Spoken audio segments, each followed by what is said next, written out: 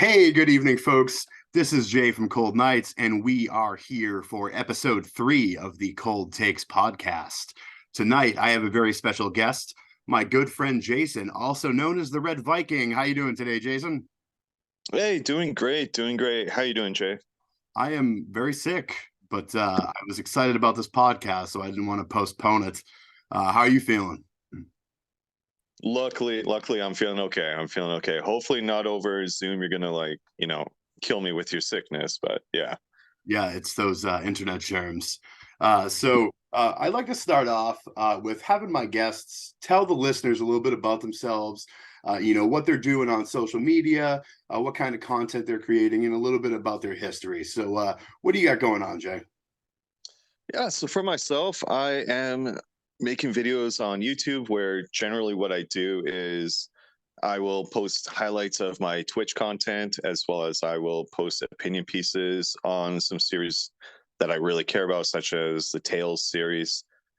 And then also when really interesting and really good news comes out, then I will also post about that. So, game reveals or new info about a game that I may really, really want to play, such as, Resident Evil 4 remake or the Silent Hill 2 remake. I'll make some news about that so everybody knows about it, right? For sure. So I know that a couple of weeks ago, I had the pleasure of being on a podcast with you and your good friend. So how's that going for you guys? That's going really good, really good. What we're going to be doing, we're going to be transitioning our podcast over to, instead of just being Pokemon stuff, we're going to be doing more different kinds of genres. So we'll probably have a big emphasis on JRPGs because that's something that my friend Chad is really passionate about. And we do have Tales of Symphonia coming out next month, actually. So him and I are probably going to be playing a ton of that. So we thought, hey, let's open it up a little bit more instead of just Pokemon, because as the year progresses, your interests change, right? And if there's going to be a big lull with not much new content for Pokemon Scarlet and Violet, then it'd be kind of tough to keep the podcast going. And we do want to keep it going. So Yeah, yeah, it's going good though. had a good time on there with you guys. Chad seems like a great guy. I'll have to get him on here sometime too. He seemed pretty knowledgeable, and he seems to share the same love and appreciation for games that we do. So one of the big things that we always kind of talk about is all the games that we're currently playing. So what do you got going on over there in those consoles?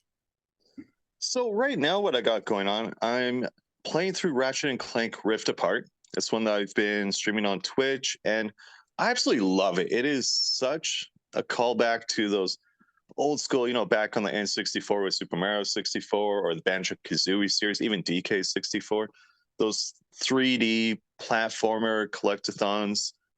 I've been enjoying it. I've been enjoying it quite a bit. It's funny. It's great looking game. It's like you're playing a Pixar movie, but one where you actually get to control the people. So that's been really good. Aside from Ratchet and Clank, I've been not really pressured, but I've been asked by a few people on my stream to get back into Elder Scrolls Online because I used to stream and put out a lot of content for the Elder Scrolls universe, especially Skyrim. So I think I'll be heading back into there because it's been almost 2 years, I think, since I last played Elder Scrolls Online. So there's got to be a lot of content that I could go through. So I'll be checking that out.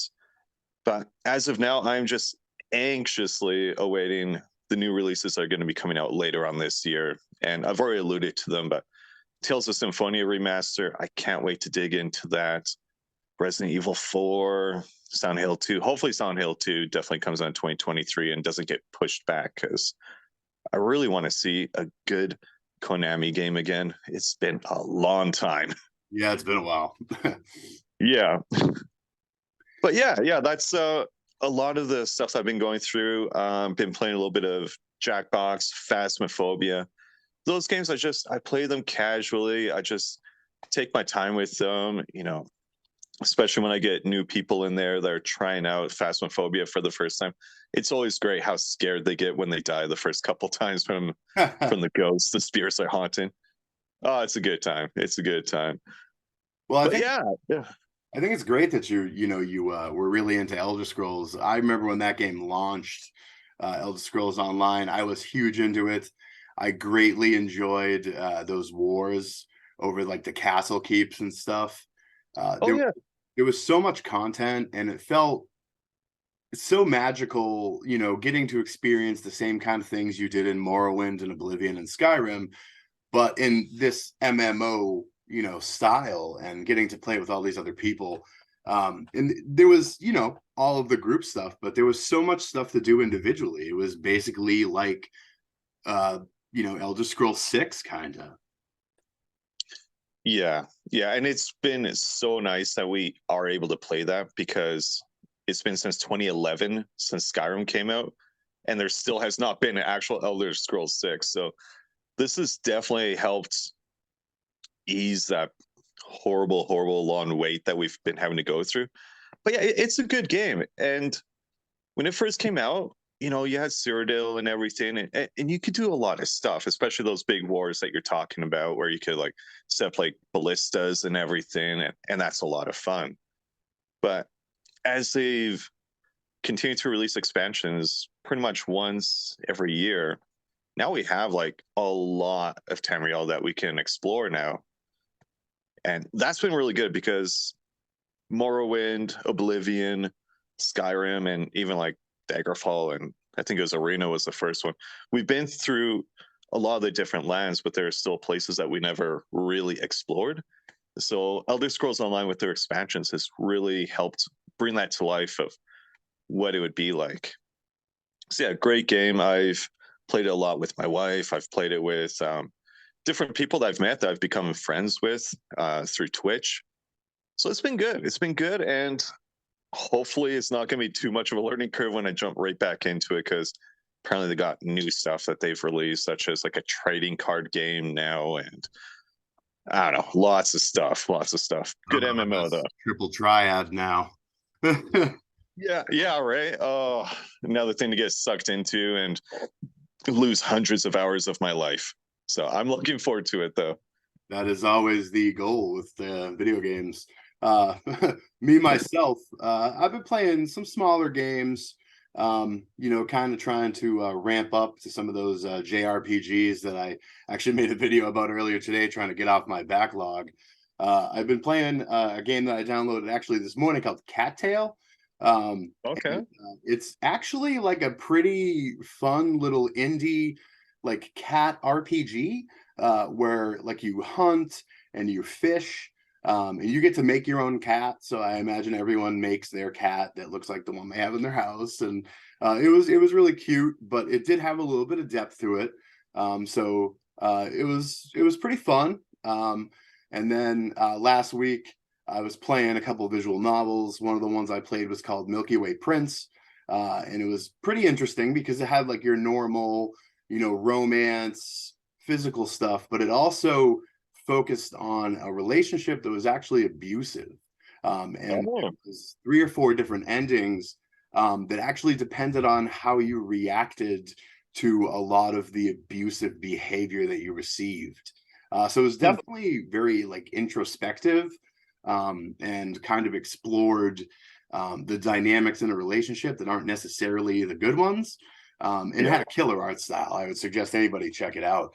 But yeah, for me, I get this stack of 10 JRPGs on the Switch that I did that video on. So I guess I have to try to complete those at some point this year, because I don't know what will ever happen otherwise. But of course, like you said, there's all these new games coming out.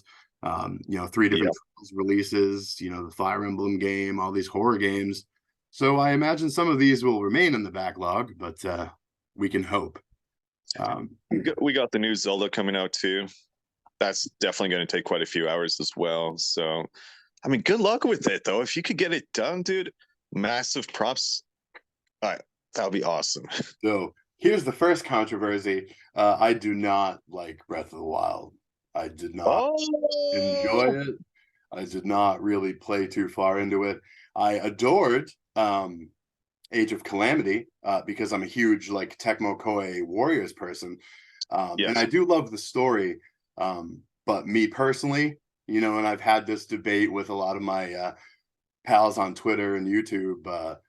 I think the world is big and empty, and I think that the dungeons are all shallow, and that's just me. So I'm not excited at all for that, but there is plenty of other things coming up. What about Ocarina of Time, Majora's Mask? So Yay, I nay? adored both of those, Okay.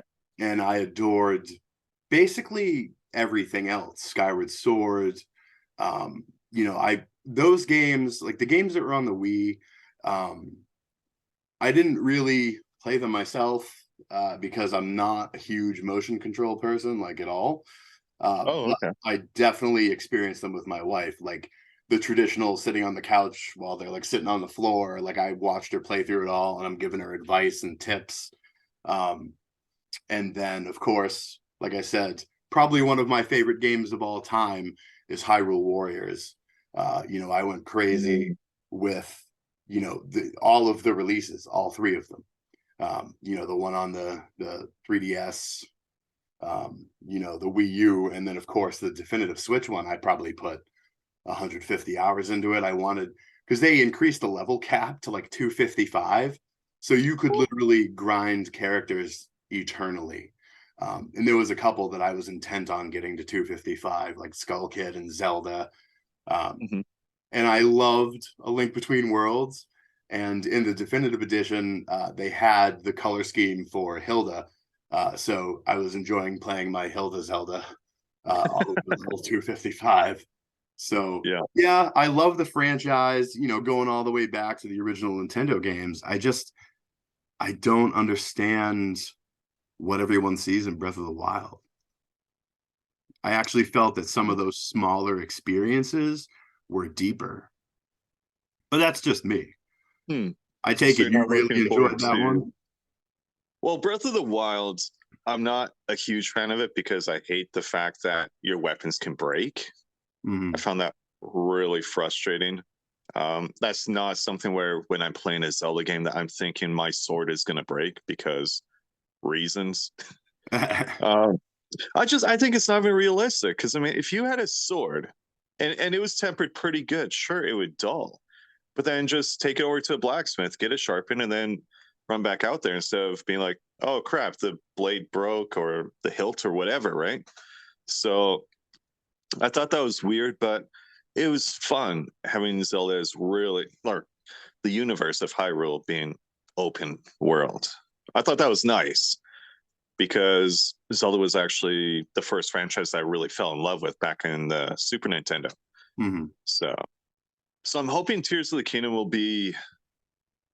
I'm hoping a little bit. I want the bigger dungeons because I did miss that out.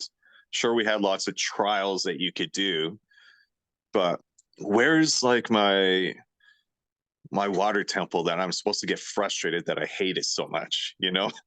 Yeah. Or I will where's like the say, spirit temple? Like they were fun. And that's like a big Zelda thing is you have those big temples, you have that intricate level design. I mm, thought it was missing a little bit on Breath of the Wild. So fingers crossed. It also looks darker, more like a Majora's Mask, and I love that. mm. Absolutely loved Majora's Mask. It was the right amount of that dark, not really goth kind of style, but that dread that you have, that time is running out all the time. I just, I really felt it. I thought it was amazing. I definitely thought that the story in Breath of the Wild was the exceptional thing about it. And I Hmm. actually thought that the overarching story was pretty dark because I mean the real story is that Zelda failed and Yeah. all of those guardians die, and the ending isn't really happy. Um, Hmm. and that's the same reason why I love the Link Between Worlds. The poor decisions that Hilda made, and the fact that the heroes in that world weren't very good at being heroes. Um, they were really deep and really like it was nice to enjoy kind of like a darker story. So I will give it Hmm. that, and I hope that we do have that in the next one. And I'm not saying I won't play it, and maybe I'll be pleasantly surprised. And I hope for sure that they make another Warriors game for this. Definitely got to have Yeah. that for I sure. think it sold pretty well. the Warriors friend the game. Yeah, I think it did. I'm not so sure about Age of Calamity, but I know that the Hyrule Warriors and Definitive Edition and all that was crazy popular. And Yeah. I loved it because it got a lot of people that maybe never would play Samurai Warriors or Dynasty Warriors kind of into that gameplay a little bit because it's not for everybody. But I think a lot of people would enjoy it if they actually just tried it. So I thought that was really cool to kind of get those people coming over. Yeah, yeah. Give a really big mainstream sort of franchise, give it that chance, and almost all the time it's gonna work. So Yeah. yeah. So we're going to go to a quick break. And then during a break, we're going to play a little advertisement for some of your content, and we'll get a preview of my guests for next week. And when we come back, we're going to talk about what got you into gaming. Hey, love it. All right. We'll be right back, folks. Let's do some green.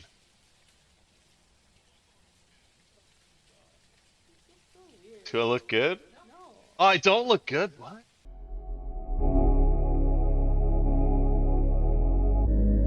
Welcome back, folks. You just missed an incredible flub by yours truly. So me and my good friend Jason here, the Red Viking, we're going on passionately for about 20, 25 minutes, and I did not record it.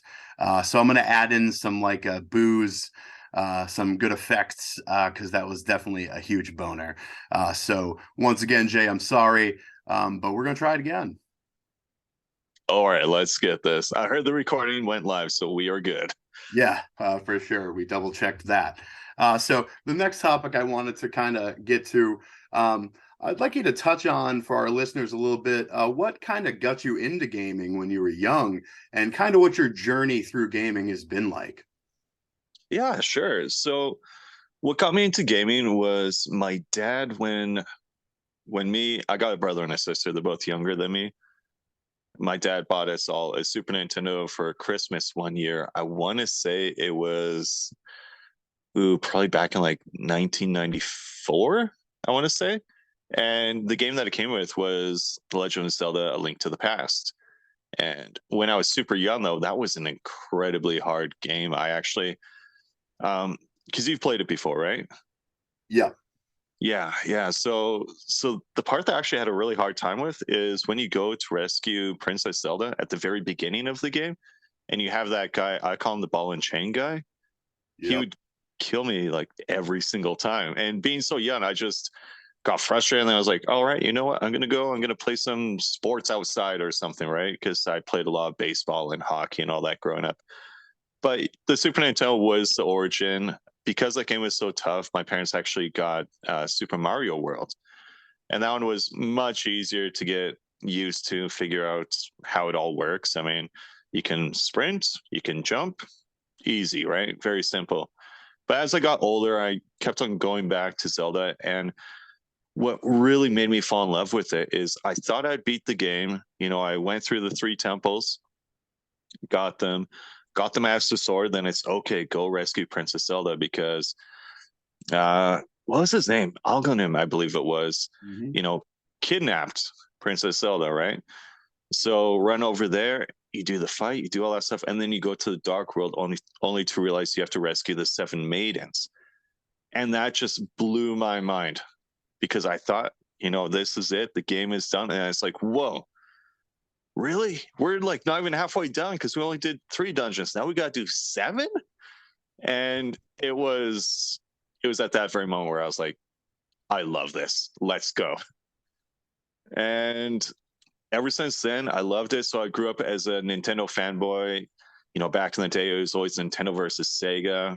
I was always on the side of Nintendo saying, you know, we got Zelda, we got Samus, we got Mario. Like, what do you guys got?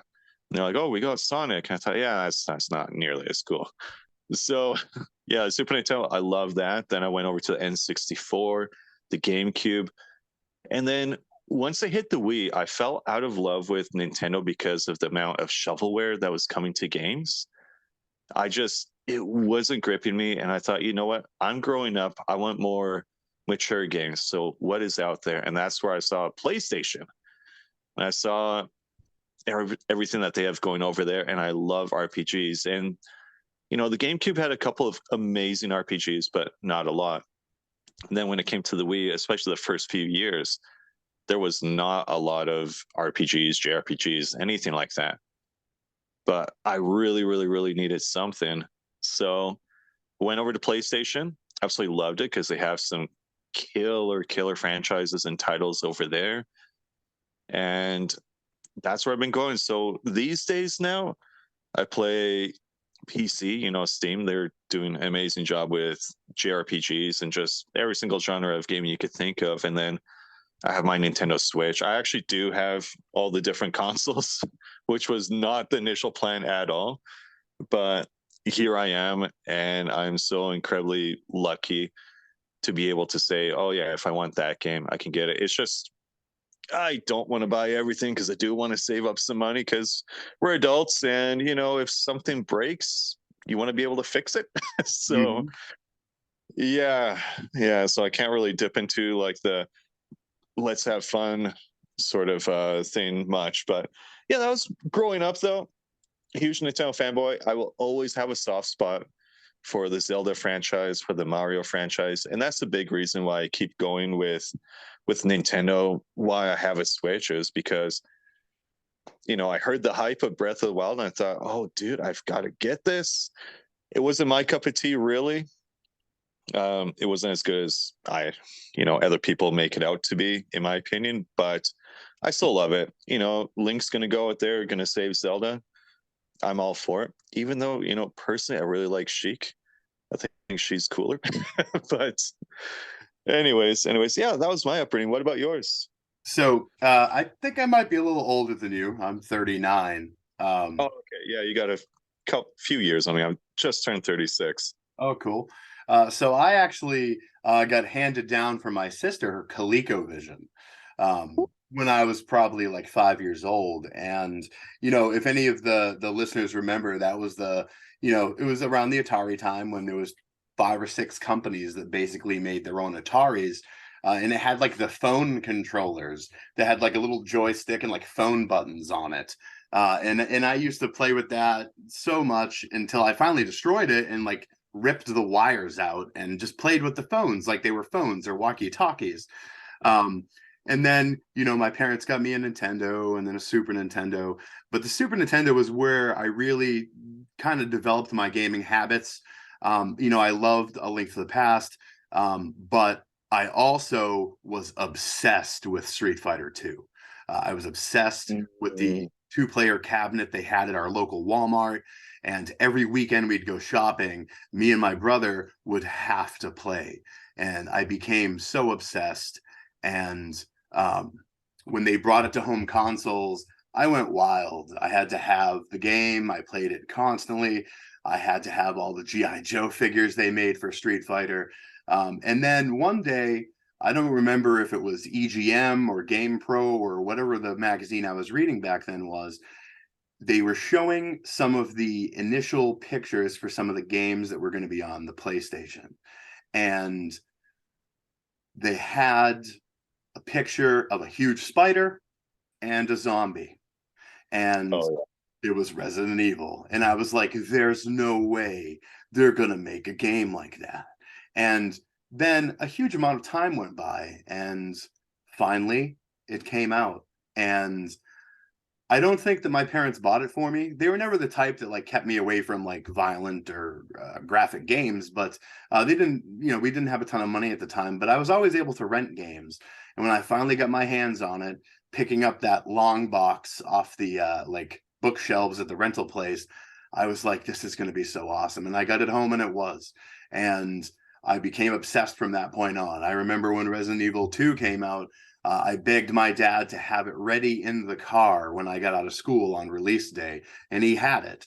And I was so happy. And I brought the second disc over to my friend so he could play too.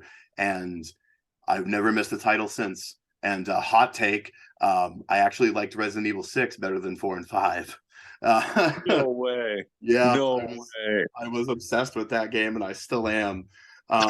But and then of course I got into Silent Hill and Fatal Frame, Dino Crisis, and ever since then You know, I've had my love for things like Zelda and JRPGs, and of course, I play my obligatory MLB The Show every year. But it's really these horror titles that I go nuts for, even to this day. And you were talking about Steam. Steam is the ultimate place to find whether it's AAA horror titles or little like hour or two experiences that you pay $5 or $10 for that are just incredible. So that's really where I stand right now. The last year, I developed a pretty good obsession with the Switch. And there's actually quite a few good horror titles on the Switch too. But yeah, that was my story. And I'm glad I got into it. You know, I talked about kind of in my nostalgia videos that I did on my channel. My parents didn't game at all, and they would buy the stuff because they knew it was important to me and how much I loved it. And even though I could never ever get them to play even like the simplest like Mario game with me, they always made sure I had this stuff. And I'm forever thankful. I don't know what I would do. I look at some of these other adults in their 30s and 40s, and they don't play games. And I'm like, what do you do with your time then? Uh, you know, so Yeah. I don't even know what that life would be like. And luckily, and it sounds like you had the same situation. You know, I married a gamer girl, so you know, we both enjoy gaming and collecting, so it works out pretty well. So Oh, that's the way to do it, right? You got to hit that gold mine. yeah, because I see a lot of guys or girls that end up marrying somebody and they don't play games. And I can't imagine having to like justify my purchases or my playing time to somebody. That would be an awful existence. Oh, really would. Yeah, I was super lucky because she was into gaming. She hadn't played for quite a while, and it was actually Skyrim. That came out actually pretty close to the same time that that my wife and I got married. So it's been a hot minute, right? Right. But yeah, when she started up Skyrim, she was like, "Wow, the music is beautiful. The graphics at the time were amazing," and she got sucked right into it. Where I would come home from work and I would see her just sitting there. She has like a bag of chips beside her, and she's playing Skyrim. I'm like, "This is life right here." The way to go. Yeah, yeah, Sure. exactly, exactly. All right. So my next question, in this upcoming year, I know that we have a ton of great releases coming out. So I was wondering what your top three games are that you're looking forward to in the next year. Yeah, top three games, man. I am looking forward to Final Fantasy 16. At first, I wasn't too excited for it, but after the latest trailer that dropped just, what, like a month, maybe 2 months ago, it was during the Game Awards. As soon as that came out and I saw how they're going to be focusing on summons, and the story actually seems better. Fingers crossed, anyway, that it's going to be better than Final Fantasy 15 because I felt that was a little bit of a letdown in the series. I'm hyped for FF16. Just bring it on. Give me those summons. Let me fight with Ifrit, with Odin, with Shiva, all those. As well, another game that I'm looking forward to is Tales of Symphonia, the remaster that they're doing for that. I've released a couple of videos on my YouTube channel about it, how I'm hyped for it, how I'm really hoping that Bandai Namco can start bringing more of those older Tales franchise, like those titles in the franchise, bring them to the modern day because I'm so pissed off that Bandai Namco is not giving us opportunities to play those older games that we bought back on the PS3, the 2, the 1, the Super Nintendo, everything. There's no way you can play them unless you grab an emulator, ROM, and go for it, right? Which I'm not saying go do it, but you don't really have a choice unless you want to fork hundreds of dollars to get the console and a JRPG game. Because as you know, JRPGs that are retro, they're not cheap. So So yeah, really looking forward to that. I And got then, lucky with Tales of Destiny because oh, my wife actually worked at Hollywood Video. And what they would do is they would cycle through their releases and they would sell them off, and the employees got the first pick. And she actually bought me a complete in box Tales of Destiny for PS1 for like $20. wow, wow, wow, yeah, amazing deal, man. Yeah, and then the third one that I'm looking forward to is Resident Evil 4, the remake that they're doing for that. It looks amazing. The fact that some of the areas they're a little bit more fleshed out, I think is fantastic. The fact that they've changed the AI, so it's going to be a little bit more receptive to what the player does, as well as they're overhauling the combat, making it so you can parry, you can block, all that kind of stuff. It's going to be awesome. I'm really, really looking forward to that. It was the first Resident Evil game that got me and my brother into the horror genre. After that, then we were playing like Eternal Darkness and stuff like that on the GameCube, which if you haven't played that yet, check it out. Another good entry that maybe not everybody knows about. But yeah, those are my top three. What about you? Yeah, so I'm really excited for a lot of things coming out this year. But real quick, for sure, I definitely love Eternal Darkness and have it complete in box in great condition, of course. Nice. But so there's so many great things coming out. I mentioned earlier we have 3 Trails games coming out this year, and there's so much good stuff. But for me, it always comes back to the horror, and I'm super excited for. And obviously, my number one game is definitely Fatal Frame: Mask of the Lunar Eclipse. That is the one golden goose that we never got in North America. I'm not much of a hacker or a guy that goes after ROMs. So I'd never played it, and this is something that I'm missing out on. I've played all the others. I own all the others in some form or another, and I'm so excited for it. It just looks incredible, and it's going to be a real make or break series, a title for the series, because if it does well, I think we might actually get a 6th entry on the next gen consoles.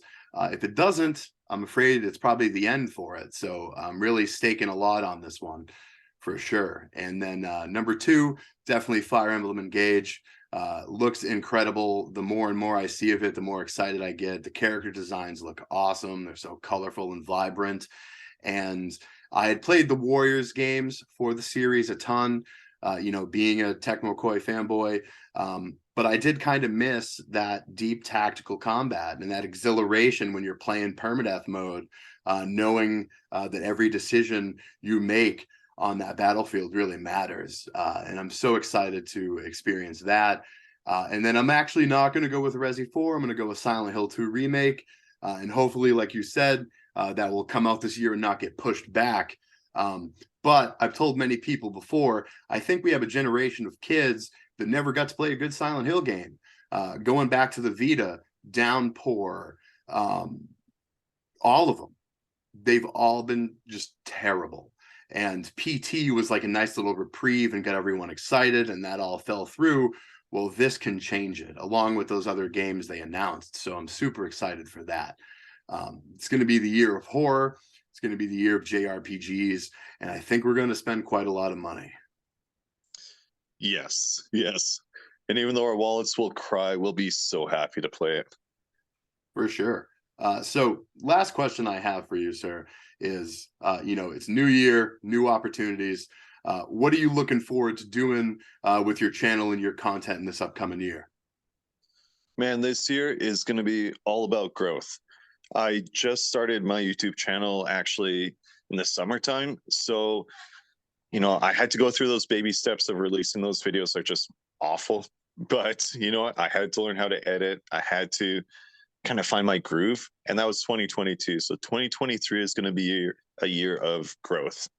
I'm just going to really focus on making that content that much better and really finding the niche that works for me, that brings the people in, that likes to hear what I have to say on my opinion on gaming as a whole. So I'll be focusing on gaming news, especially keen in on the franchises that I like, and just hype it up and then show you guys why it is as good as I say it is. So whether that's RE4, once that comes out, I want to show you guys how it was on the GameCube. So my experience that I put hundreds of hours into and how it's changed. And it's going to be amazing. It's going to be a great time. So I'm going to be focusing on that. On the Twitch side of things, it's going to be more of the same. Instead of doing what people want me to do, I'm going to be focusing on what I like. Because one thing that I've learned through content creation is if you're not playing what you're passionate about, people are going to notice. Whether you think you're hiding it or not, they're going to notice that you're not having a good time. So my thing is just going to be all about focusing on what I like, I want to go back and play a couple of games I haven't played for years. Those games would be, for example, with Tales of Symphonia Remastered coming out, I want to play the OG version again. I actually do have it. So I'll play that and then try out the new one and see the differences. What did they change? What did they add? What did they subtract, if they take anything away? And yeah, that's going to be 2023 for me, is just have fun, play video games. I mean, that's why we play it, right? Is to have a good time. For sure. And I think it can be easy to lose that when you're chasing views and worried about, how people are perceiving your content. When in the end, if you just have fun, you're going to shine through and be genuine and probably get more people to follow you. Yeah, exactly. So I know over here, we're really going to be pushing this podcast. I'm trying to, get some, big guests, good friends. We're even looking into having some musical acts come on. I've got a couple friends that are up and coming musicians that are kind of interested in getting their stuff up. And, I know it's not video game related, but it might be a nice little intermission to hear some new, fresh music from people. And we're going to keep going on the channel, keep focusing on JRPG and horror content. And I'm going to keep trying to put out nostalgia videos. They seem to do really well. And I really enjoy making them, remembering all the times I had with my family and friends and gaming. So that's kind of our aim this year. I don't like to make like number goals because like I said, it kind of dulls your enjoyment of it if you're looking at your subscribers and views all the time. But I'm pretty excited and optimistic about the upcoming year. Nice. Love it. So where can our viewers find you, Jay? So on the Twitch side of things, twitch.tv/Theredviking with 2 little underscores underneath it. For the YouTube side, just look for The Red Viking. You'll find me right there. I got this awesome red and black. It's actually an old school Halloween suit that I bought years ago. It's basically a blood stain on it, but I thought, hey, you know what? Blood, that works for the horror side of things. And red, there's a red suit, right? So that's the YouTube side of things, as well as I'm on Twitter for Theredviking29. Like I said, it's the same profile picture from YouTube to Twitch to Twitter land. So once you see it, you'll know it. All right, good deal. So guys, Jay, the Red Viking, he has a ton of knowledge, ton of experience. I've watched his streams a couple times. He is very good at games, and he's very entertaining to listen to. So he's definitely someone you're going to want to check out, subscribe to, and follow. So Jay, thanks for coming on, and thanks for putting up with the little mistake I made earlier with missing the recording. Yeah, hey, it was a good time. All right, so once again, folks, thanks for listening. Don't forget to like, comment, and subscribe. And as always, stay creepy.